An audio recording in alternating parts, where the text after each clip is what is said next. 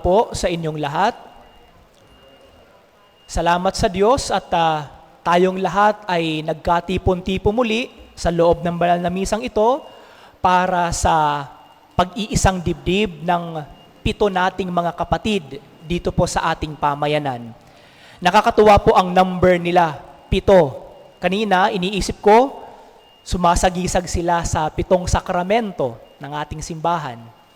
At sa 7 sakramento ng simbahan, iisa lang po ang hindi ang pari, ang obispo o diakono ang minister sa sakramentong iyon.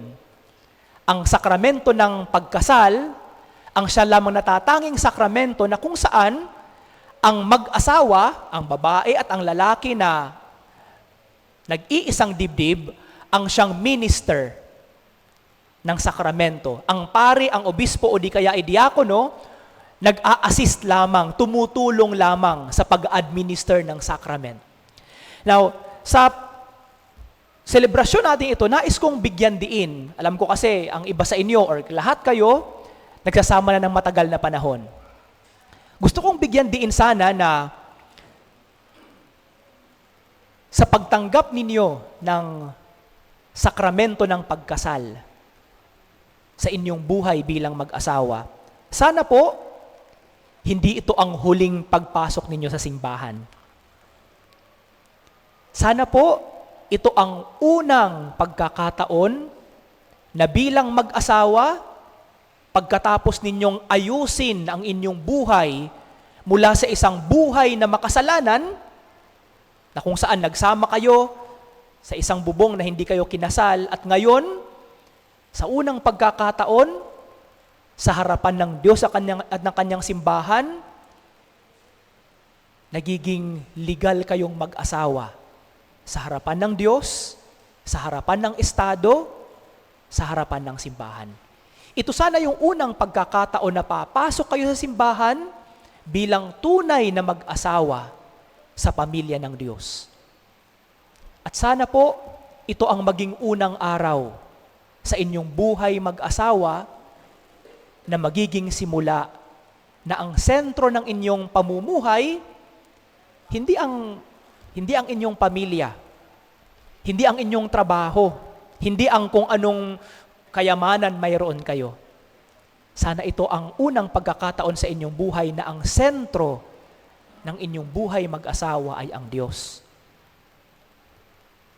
Ang sentro ng inyong buhay mag-asawa ay ang Diyos. Na bilang isang pamilya, linggo-linggo, magsisimba kayo.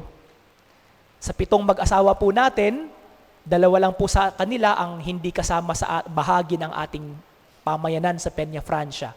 Pero hindi man kayo dito sa amin, sa ibang simbahan o parokya man kayo, ganun pa rin. Magsisimba din lagi tuwing linggo. Huwag kakalimutan ang Diyos. At sa lahat ng mga pagsubok na haharapin ninyo, huwag niyo sanang isipin na dahil kinasal na kayo ngayon, siguro magiging maayos na ang aming buhay, wala na kaming problema ang haharapin. Hindi po. Mas marami pang pagsubok ang haharapin ninyo. Pero sa pagharap ninyo, sa maraming pagsubok sa inyong buhay mag-asawa, sana ang lalapitan ninyo, ang pinakaunang lalapitan ninyo, ay ang Diyos. Ang Diyos. Sa bawat linggo na kayo ay magsisimba, kasama ang inyong mga anak, kasama ang inyong buong pamilya.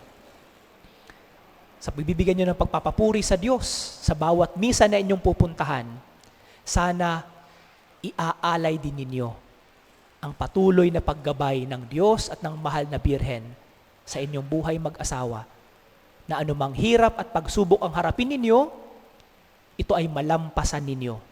Hindi dahil sa inyong sariling lakas, hindi dahil sa inyong sariling katalinuhan, kundi dahil sa paggabay, awa at habag ng Diyos.